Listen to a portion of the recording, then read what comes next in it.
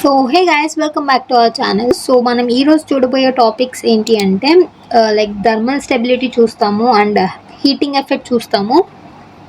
ఓకేనా, దాని తర్వాత డిఫరెన్సెస్ చూస్తాము. అండ్ ఇది మీరు చదువుకుంటే మీకు అర్థమైపోతుంది. అది అంత ఎక్స్ప్లెయిన్ చేసేసి అర్థం చేసుకునే అంత ఏమి ఉండదు.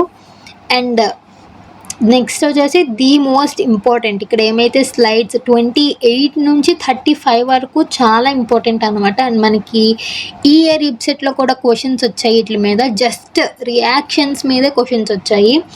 సో సో ఫస్ట్ మనం థర్మల్ స్టెబిలిటీ చూద్దాము. సో ఈరోజు వీడియోలో మన ఫస్ట్ టాపిక్ వచ్చేసి thermal stability. So thermal stability అంటే ఏంటంటే, ఇప్పుడు నేను ఇలా ఒక స్టోన్ తీసుకున్నాను, ఈ స్టోన్కి నేను హీట్ ఇస్తున్నా. ఒక 20 minutes తర్వాత చూసినా సరే ఆ స్టోన్ షేప్ అనేది ఇలానే ఉంది. ఓకేనా, స్టోన్ షేప్ అనేది అలానే ఉంది. అంటే ఏంటి, అది హీట్కి తట్టుకోగలుగుతుంది. ఏదైతే హీట్కి తట్టుకుని అలా ఉంటుందో దానిని మనం థర్మల్ స్టెబిలిటీ అంటాం. సో అలానే ఇప్పుడు ఈ 1A గ్రూప్ ఎలిమెంట్స్లో దేనికి ఎక్కువ ఉంటుంది థర్మల్ స్టెబిలిటీ అని అంటున్నాడు. సో దేనికైతే ఇప్పుడు బాండ్ స్ట్రాంగ్గా ఉంటుందో దానికి ఎక్కువ ఉంటుంది థర్మల్ స్టెబిలిటీ. అంటే అది 20 minutes హీట్ ఇచ్చినా సరే అలానే స్టేబుల్గా ఉంటుంది.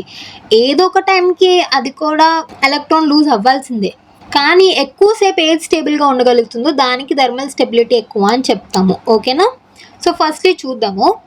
అసలు జనరల్గా టాప్ టు బాటమ్ ఏమవుతుందంటే, top to bottom thermal stability అనేది ఇంక్రీజ్ అవుతుంది. ఓకేనా, థర్మల్ స్టెబిలిటీ అని ఇంక్రీజ్ అవుతుంది. సో మీకు సింపుల్గా చెప్పాలి అంటే ఏంటంటే, thermal stability is inversely proportionals to 1/, polarizing power. ఓకేనా, పోలరైజింగ్ పవర్ దేనికి ఎక్కువ ఉంటుందో దానికి థర్మల్ స్టెబిలిటీ తక్కువ ఉంటుంది. 1A గ్రూప్ ఎలిమెంట్స్లో దేనికి పాలరైజింగ్ పవర్ ఎక్కువ, లిథియంకి ఎక్కువ. అంటే లిథియంకి థర్మల్ స్టెబిలిటీ తక్కువ ఉంటుంది. సో ఇప్పుడు మనం కాంపౌండ్స్ తీసుకున్నాం అనుకోండి, Li2CO3, Na2CO3, K2CO3, Rb2CO3, CS2CO3. ఓకేనా, ఇప్పుడు నేనేం చెప్పాను లాస్ట్ వీడియోలో, మనకి లిథియం సైజ్ అనేది తక్కువ.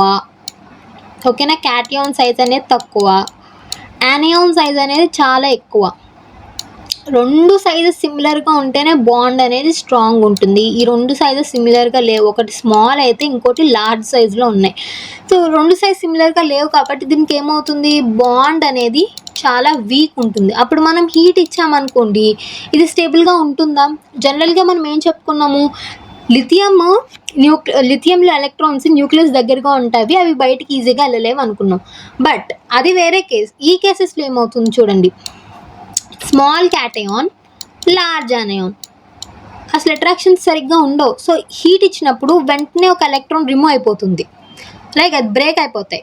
కాబట్టి ఈ కేసులో థర్మల్ స్టెబిలిటీ దేనికి ఎక్కువ, సీజియంకి ఎక్కువ. ఓకేనా, మీరు థర్మల్ స్టెబిలిటీని ఇలా క్యాలిక్యులేట్ చేసుకోవాలి. క్యాలిక్యులేట్ ఇన్ ద సెన్స్ అదే తెలుసుకోవాలి, ఇలా తెలుసుకోవాలి మీరు థర్మల్ స్టెబిలిటీని. అంతేకాని ఇప్పుడు మనకి LiF ఇచ్చారు అనుకోండి, LiF ఇచ్చారు, అలానే NaF ఇచ్చారు, సో ఇలాగ CSF వరకు ఇచ్చారు. ఇందులో థర్మల్ స్టెబిలిటీ ఏది ఎక్కువ అంటే మీరు సీజియం అని చెప్పకూడదు, ఎందుకంటే ఇది small size cation, small size anion, similar సైజెస్కి బాండ్ అనేది చాలా స్ట్రాంగ్గా ఉంటుంది కాబట్టి దీనికి ఎక్కువ అని చెప్పాలి థర్మల్ స్టెబిలిటీ. ఓకేనా, సో థర్మల్ స్టెబిలిటీ మీరు అలా చూసుకోవాలి. నెక్స్ట్ టాపిక్ వచ్చేసి ఏంటి, హీటింగ్ ఎఫెక్ట్. హీటింగ్ ఎఫెక్ట్స్లో ఫస్ట్ మనం కార్బోనేట్స్ చూస్తాం. సో ఫస్ట్లీ మనం కార్బోనేట్స్ని హీట్ చేసామనుకోండి, మనకి ఏమొస్తుంది, ఆక్సైడ్స్. కార్బోనేట్స్ని హీట్ చేస్తే మనకి oxides plus carbon dioxide gas release అవుతుంది. సో హీటింగ్ ఎఫెక్ట్లో మనకి కొన్ని వస్తాయి అన్నమాట. 1A గ్రూప్ ఎలిమెంట్స్లో అయితే లిథియం ఒక్కటే కార్బోనేట్స్తో రియాక్ట్ అవుతుంది. సో ఏమిస్తుంది, Li2CO3 హీట్ చేసామనుకోండి, Li2O. సో ఇది ఒకటే కదా, లిథియం ఒకటే కదా మనకు ఆక్సైడ్స్ని ఫామ్ చేసేది. సోడియం ఏమో పెరాక్సైడ్స్, పొటాషియం, రుబీడియం, సీజియం ఏమో సూపర్ ఆక్సైడ్స్. ఆక్సైడ్స్ ఏం ఫామ్ చేస్తుంది, లిథియం ఫామ్ చేస్తుంది, Li2O ప్లస్ CO2.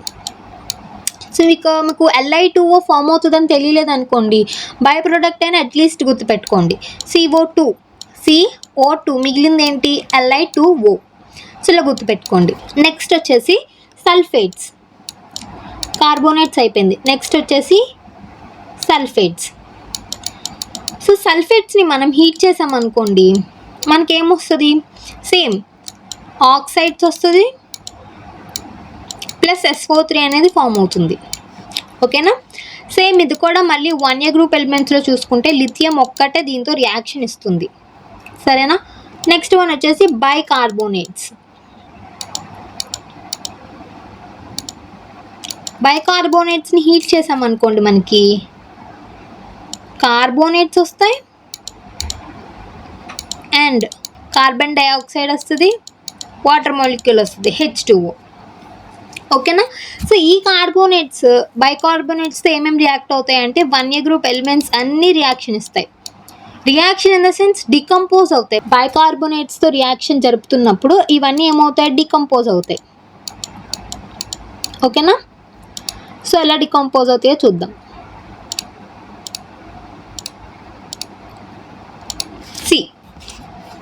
నేను లిథియం తీసుకుంటున్నా, LiHCO3. ఈ లిథియంని నేను హీట్ చేశాను అనుకోండి, Li2CO3 ఫామ్ అవుతుంది ప్లస్ CO2 ఫామ్ అవుతుంది ప్లస్ H2O ఫామ్ అవుతుంది. ఓకేనా. డికంపోజిషన్ జరుగుద్ది. సోడియం బైకార్బోనేట్ తీసుకుని దీన్ని హీట్ చేశాను అనుకోండి, same Na2CO3 plus CO2 plus H2O.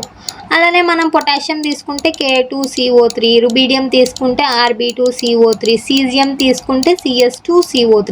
కానీ ఇక్కడ మనం తెలుసుకోవాల్సిన పాయింట్ ఏంటి అంటే LiHCO3 ఒక్కటే లిక్విడ్ స్టేట్లో ఉంటుంది. ఓకేనా.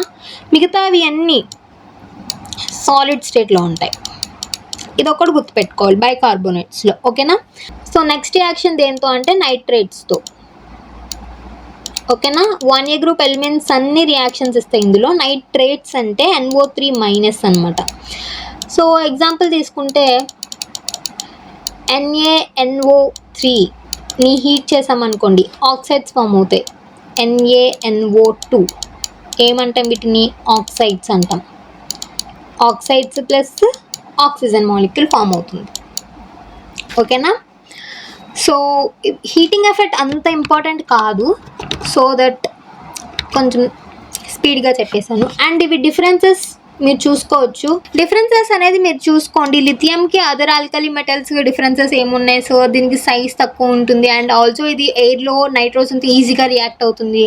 సో ఇవన్నీ ఏం ఉండదు, జస్ట్ ఈజీగానే ఉంటాయి. ఇది కూడా మీరు చూసుకోండి. And similarities between lithium and magnesium ఎందుకు ఇచ్చామంటే ఈ రెండింటికి మధ్యలో మనకి డయాగోనల్ రిలేషన్షిప్ ఉంటుంది కాబట్టి సిమిలారిటీస్ ఉంటాయి ఈ రెండింటి మధ్యన. సో ఇది కూడా చదువుకుంటే అర్థమైపోతుంది.